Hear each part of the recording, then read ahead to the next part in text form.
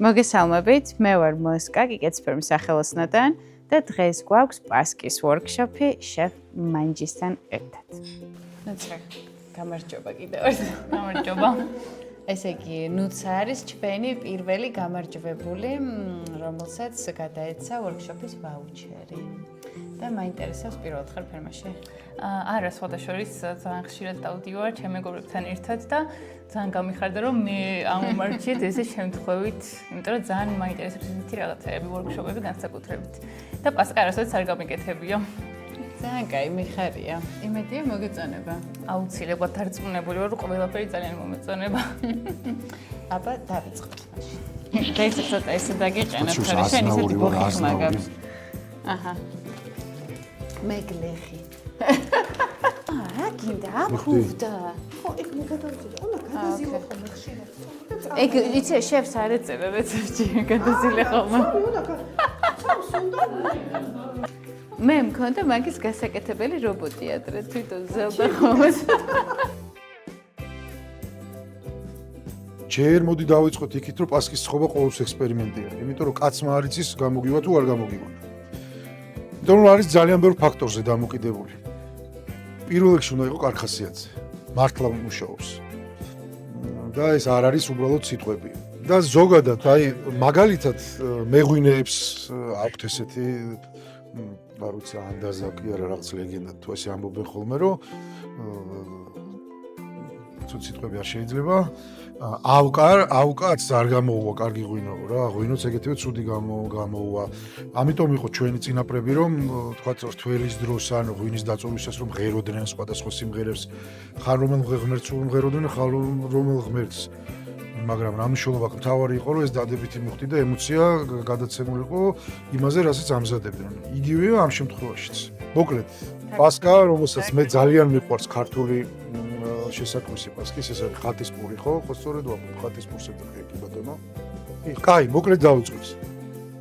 ბევრი შეიძლება ვილაპარაკო, მაგრამ იმიტომ უნდა ვილაპარაკო, რომ რაღაცა წესები გასწავლოთ რა. პირველი წესი უნდა ვიყოთ კარხასიათზე. ეხლა რასაც ჩამოვთვლით ინგრედიენტებს, ბევრნაირი პასკის რეცეპტი არსებობს. ძალიან ბევრნაირი რეცეპტი არსებობს. იმისი, ყველა ამბობს, რომ აი ესეთი ნოტიოდან მძიმე მჩემია, ის რაზეც ეხლა გავამახვილებ ყურადღებას, ეს არის მთავარი პრინციპი. პირველი ეს არის თანმიმდევრობა, რას რის შემდეგ ვაკეთებ. ზოგი აკეთებს მატვნით, ზოგი აკეთებს იოგურტით, ზოგი ნაღებსუშვება. არსებითად სტრუქტურა იცვლება და ზოგი უფრო ფაფუკია, ზოგი ნაკლებად, მაგრამ მთავარი ინგრედიენტები რაც არის, აქ გვაქვს ჩვენ ახლა. ოდნავ თბილი რძე და საფუარი. საფუარი არის მშრალიც, არის ცოცხალიც, ბევრნაირიც. ესეც განსაზღვრავს რა როგორ იქნება რა. ცოტა შაქარი. იცით ალბათ რატომ, იმიტომ რომ სოკოს ბაქტერიებს, ეს ხო კარგი ბაქტერიებია, საფუარი ძალიან უყვართ სითქმო და ტკბილი და ძალიან ეს ცოცხდებიან, ძალიან ისეთ მარტივად და უხარიათ ეს ყველაფერი და ციკვი მარილიც არ იქნებოდა ორიგო. შეხ, მარილი ეს უნდა ჩავარო, ხო ისე ამუშავებს. ხო, აუცილებლად ცოტა სიმაღლიდან უნდა მისცე, აი ეს. საკმარისი. ცოტა დაამატე, კიდე დააკეთე. ცოტა ლაბორატორიული სამუშაოს. კი, რაღაც ეს. ხო, ეს არის ახლა მინიმალური გრამაჟი, ხო? ხო, აი რაც თითო წესით კვერცხი უნდა იყოს ამისი ამ რეცეპტზე თითო ადამიანზე რა გრამაჟსაც ვაკეთებ პასკისას. 0.6 რაღაც ეგრე საათ გავყვე ხა ეს. ანუ სახლში რო ვაკეთებ სხვა რაოდენობა და მაგის რეცეპტს აუცილებლად დავურთავთ რა და ეს ახლა არის პორციული. ცრით რატომ? ჟანგბაც იღებს ჩვენი ფქვილი, უფრო ფაფუკი ხდება, უფრო ჰაეროვანი ხდება. აი თვითონ რომ მოკიდო ხელიც ფქვილს გაცრის შემდეგ, სხვანაირი ხდება საერთოდ. კვერცხისგან იდეაში ცალკე ეკეთდება გოგლი-მოგლი და ითქიფება და რაღაცა მასე გამოდის. კვერცხელი ძალიან მნიშვნელოვანი და ვამატებთ რისთვის. შემკურელია განაცომს კრავს. ცხიმის და ვთქვათ ამ სხვადასხვა ინგრედიენტების გამაერთიანებელი ტიპია, რომელიც ერთიან მასად სხვანაირად კრავს. ერთია ვთქვათ ცილა რეცეპტში რომელსაც ჩაგაწერინებთ, ვთქვათ პირობითად თუ არის 8 კვერცხი, 8 კვერცხიდან არის 6 კვერცხი მთლიანი და 2 კვერცხის გული. ცილა უფრო მეტად კრავს და უფრო მეტად მშრალი გამოდის, მაგრამ აი კვერცხის გული უფრო ამ სინაზეზე და უფრო ამ სინოტივეზეა პასუხისმგებელი. მომეცით ჩვენი შაქარი ძალიან მნიშვნელოვანია კიდევ ერთი რამ. პასკაში უმნიშვნელოვანეს როლს თამაშობს ცხიმი. იქნება ეს კარაქი, ზოგი ნაღებით აკეთებს, ზეთი და ასე შემდეგ. რატომ?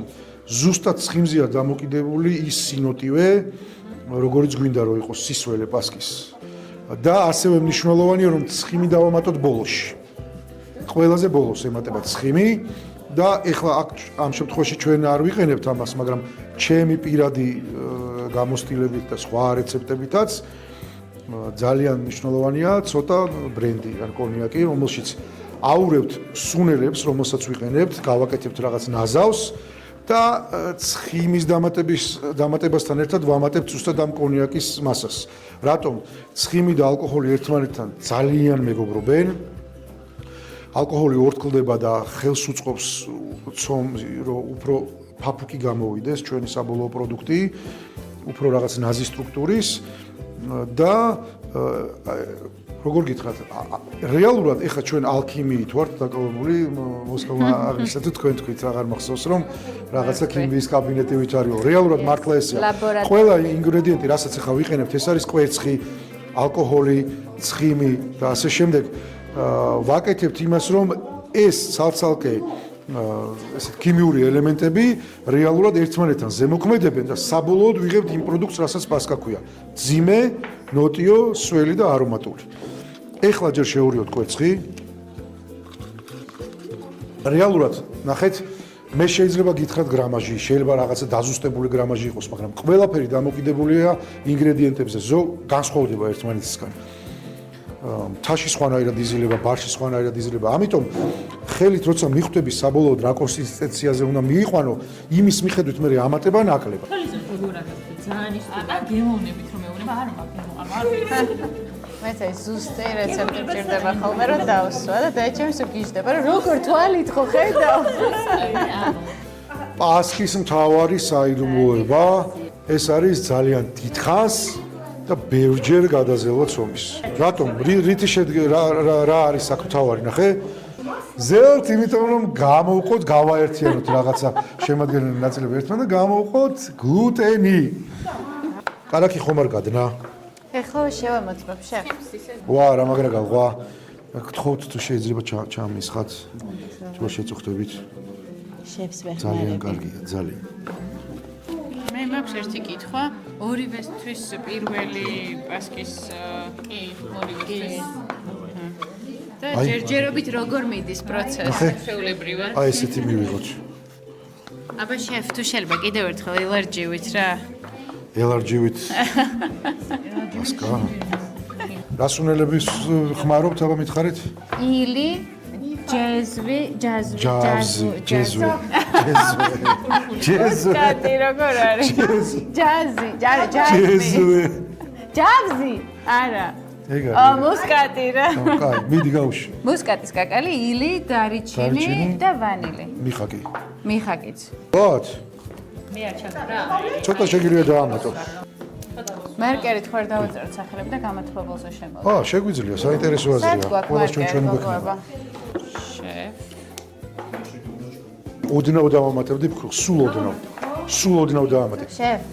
აუ, ჩვენ დაგვავიწყდა ამ ვორქშოპის ინტროს ჩაწერა და ეხლა რა გკითხო?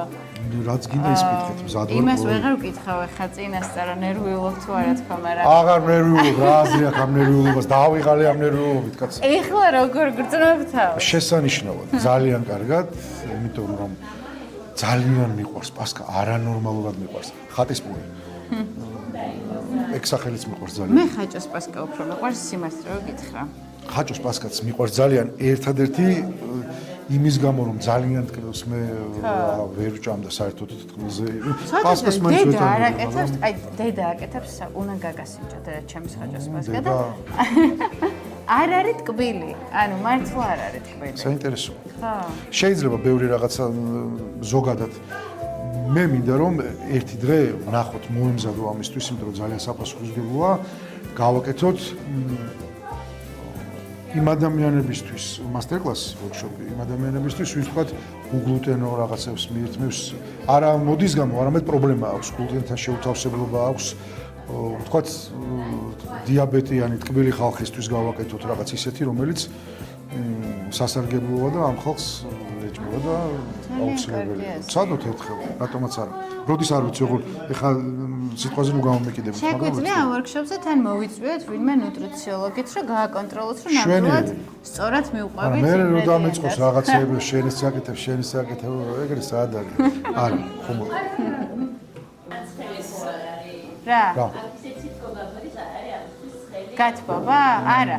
ზოგადად აი ღუმელშიც აი თუ გაქვს 40 გრადუსი. მაქსიმალურია 40 გრადუსი. ხო, 40 გრადუსზე შეგიძლიათ ცომი შეუშვა რომ აფულდეს რა. აი პურსაც რო ვაკეთებ ხოლმე 40 გრადუსზე შემოგვიყვება. გვერდით მივუძრათ აღარ უნდა.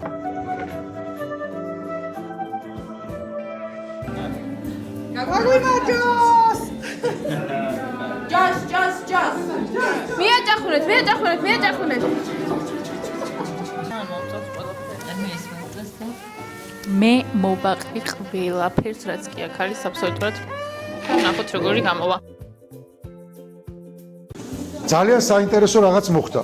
ნახეთ? თითქოს ყველა ერთნაირი ინგრედიენტები ავიღეთ, ერთი და იგივე რაოდენობა ავიღეთ. მაგრამ რეალურად რადიკალურად სხვა ერთნაირი არც ერთი არ არის. პასკის ცომი უნდა იყოს რბილი, ელასტიური, წელვადი და ცოტათი ხელზე უნდა გეკრობოდეს.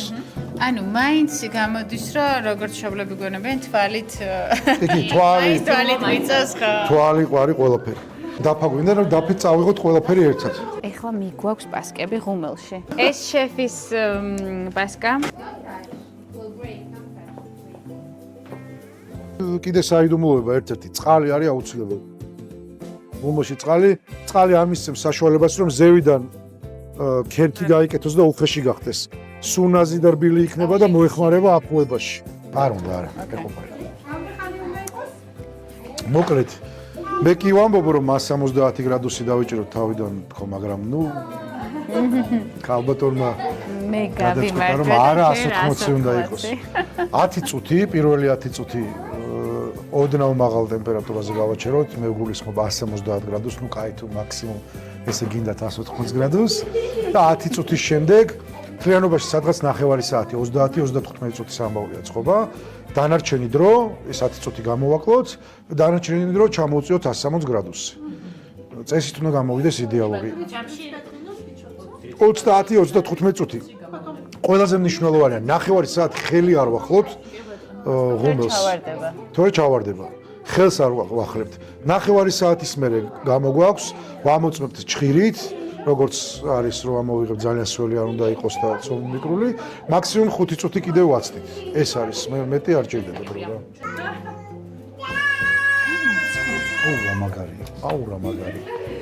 აუ რა მაგარია ბისკვიტა ჯარჯი როგორ ხარ კარგად ეს პატარა ვაიმე ის ჭრელი ნახე ჭრელი ვაიმე ეს რა ლამაზია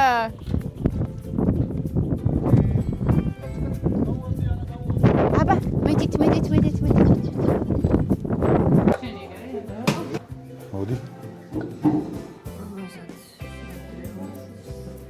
ის ვაჭრელო ხო ეგარ ეხა სე ეგარ It's like so it's very nice. First time on the mountain there, it's very hard to გამომწვევია აუ არა ბიჭო ხო არ ღადა It's more summer. ახე Summer, yeah. It feels like it's more summer. აუ ძალიან ეს მაგარია ის ტექსტურა უნდა შევაბოწმო ჩიტკოვაკლია მე მგონი ხოდა ჩემთვის კარგია კარგია აუ რა კარგი გამოვიდა თო აუ ეხა მეც მომინდა გაკეთებ არა ამაზე მეტად გაჩერება იმას იზავდა გამოაშრობდა ცხელია და იმიტომ მიუხედავად იმისა რომ ეს არ გამკეთებია სრულყოფილად ანუ რაღაცები დავაკელით რა დრო პირველ რიგში. ეს არის ძალიან მაგარი. როგორია? მე შეიძლება ჩემი აზრით. ძალიან გემრიელია. აი უკარი გამოცდილება იყო მართლა ძალიან გემრიელი გამოვიდა არ ველოდი ესეთ გემრიელს. და ლამაზი, რაც თავარია, ძალიან ორიგინალურია. მე აი ისეთი კმაყოფილი ვარ, რომ არ ვიცი მართლა. ძალიან დიდი მადლობა პირველ რიგში. და არ ვიცი, ზუსტად ისეთი გამოვიდა, როგორც წარმომედგინა. ძალიან დიდი მადლობა. ლია, ისმენ გენეჩო. როგორი იყო ეს workshop-ი? დაუვიწყარი. ძალიან მაგარი. არაჩვეულებრივი პასკა გამომივიდა და მიხარია და ძალიან ლამაზად გამოიყურება. ძალიან მომეწონა და არ ვიცი კიდე ჩავატაროთ კიდე ბევრი workshop-ები და აი ეს კულინარიული ძალიან მაგარია. How did you like the workshop? We enjoyed it very much actually, and like on this rainy day, it's like a few hours that the entire family was baking this pasta. It was amazing. We enjoyed it very much, and it also like tasty, and kids enjoyed. So great time. I'm very glad you liked it. Thank you. Okay. გამომარცი. Wow. სურნელი გადასარევი. ცოტა აკლია რაღაცები, მაგრამ ძალიან კარგია. აბა.